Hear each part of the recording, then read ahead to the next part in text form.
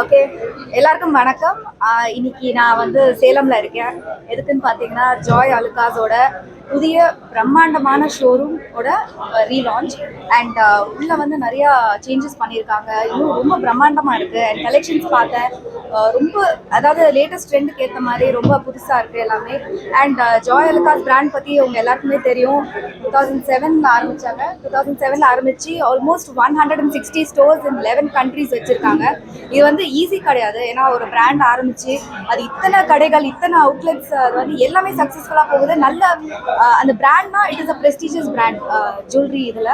So அது வந்து inaugurate பண்ணுறேன் போது எனக்கு ரொம்ப பெருமையாக இருக்குது. So thank you so much for inviting me. And இன்னும் நிறையா ஸ்டோர்ஸ் நீங்கள் ஓப்பன் பண்ணணும். இன்னும் எக்கச்சக்க இது இனாக்ரேட் பண்ணிகிட்டே இருக்கணும். நிறையா ஓப்பன் பண்ணணும். All the very best. And அவங்களோட தனித்துவம் என்னன்னா, எல்லா விதமான மக்களுக்கும் வாங்குற மாதிரி அவங்க அந்த ரேஞ்ச் வச்சுருக்காங்க. அண்ட் நிறைய கலெக்ஷன்ஸ் வச்சுருக்காங்க. So that's why they stand out and very happy to meet them. தெரியல, நான் பிக் பாஸே பார்க்கறதே இல்லை நிஜமா. நான் வெளியில வந்ததுக்கு அப்புறம் நான் பார்க்கறதே இல்லை. எந்த சீசனுமே நான் பார்க்கறது இல்லை. ஜென்ரலாவே பார்க்கறது இல்லை. அது எனக்கு தெரியல. அதுக்கு ஒரு பிஸி, அதுக்கும் திட்டுவாங்க என்ன அவ்வளோ பிஸியாக இருந்தாங்க. அப்படிலாம் இல்லை. Just not interested to watch.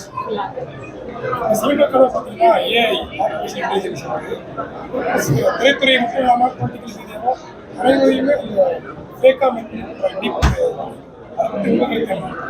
அதுதான் டெக்னாலஜி வந்து ஒரு பூன்.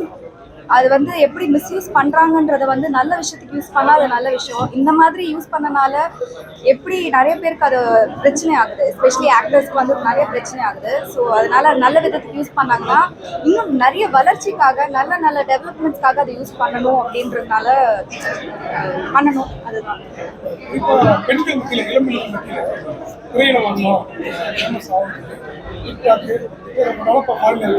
இன்ஸ்டாகிராம் ரீல்ஸ்ல பார்த்தீங்கன்னா அரைகுறை ஆடைகளும் என்ன சொல்ல விரும்புறீங்க இளம்பெண்களுக்கு?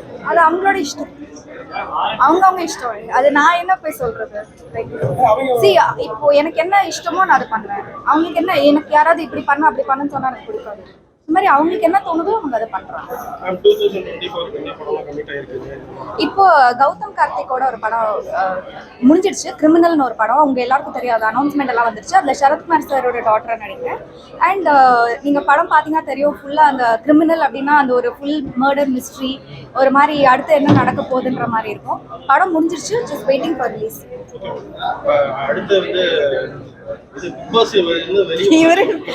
நீங்க என்ன, நீங்க பிக் பாஸ்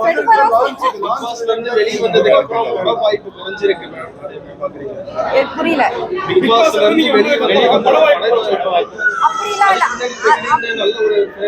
அப்படிலாம் கிடையாது. பிக் பாஸ் முன்னாடியே நான் எந்த அமௌண்ட் ஆஃப் மூவிஸ் நடிச்சிருக்கேனோ அதே அமௌண்ட் ஆஃப் மூவிஸ் தான் நான் நடிச்சிருக்கேன். இன்ஃபேக்ட் இப்போ எல்லாருக்கும் என் பேரு தெரியுது.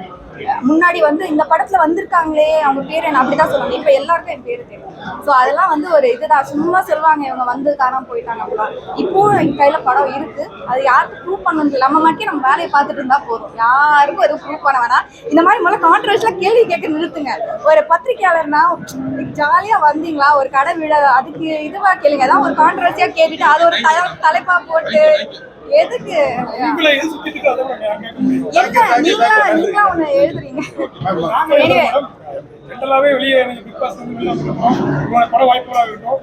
அதுக்கு முன்னாடி எவ்வளவு நடிச்சிருந்தான்னு பாத்தீங்களா? அதே அளவுதான், அதேதான். ஒண்ணுமே யாருமே எதுவுமே மாற்ற